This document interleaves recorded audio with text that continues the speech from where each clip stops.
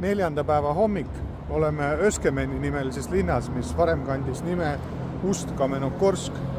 See on selline linn, et kui me tulime lääne poolt, siis siin oli selline puhas stepimaastik ja tühjus. Ja nüüd, kui me lähme siit linnast ida poole, siis siin hakkavad Altai mäed.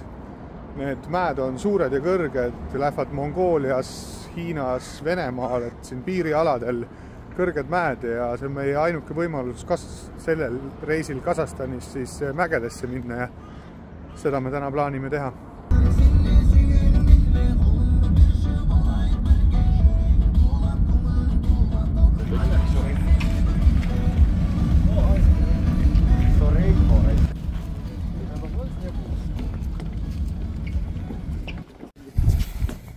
Vaata siia poole.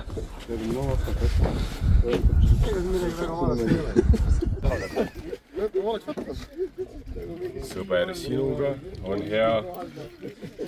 Mööda Kasahstani vean.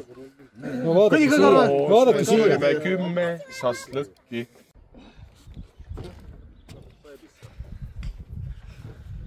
Ja peale vahetuid loodusvaateid saame imetleda kohalike betooniarmastust.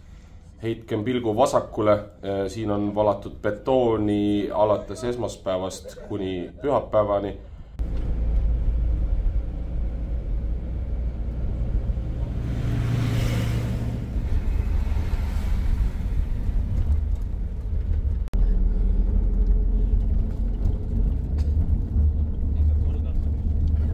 Mis ta Volgas inimesed elavad oma parimat elu või noh, mis neil on?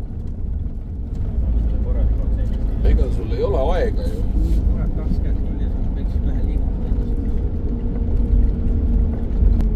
See oli küla, mis ka küla on nagu, mitte mingi suvaline. See on ikka aus küla.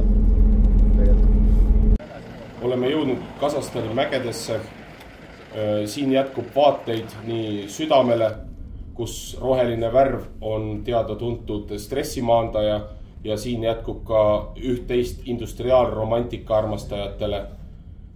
Veokid, transport, logistika, keevitamine, killustik, raske tehnika.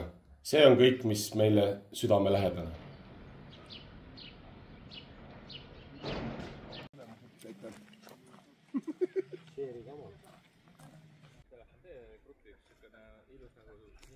Läks kohe isu ära sellest nurgast.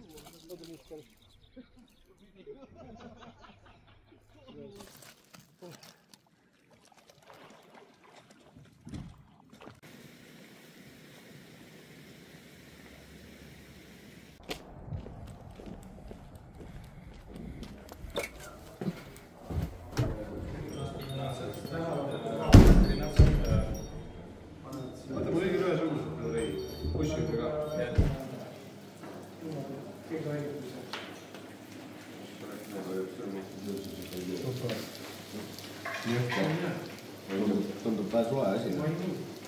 Võta mingi 10 liitrit.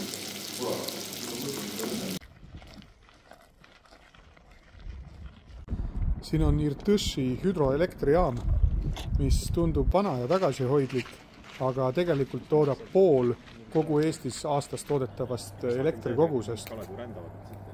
Ja miks ta siin sellise koha peal on sellepärast, et siin ümber on väga palju tööstust, mis on siis suured energiatarbijad.